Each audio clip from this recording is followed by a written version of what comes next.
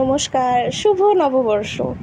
তো নববর্ষের দিন সকাল, যেহেতু রবিবার, তো শুরুই করলাম দিনটা হাত পা পরিষ্কার দিয়ে, মানে ম্যানিকিওর পেডিকিওর করে।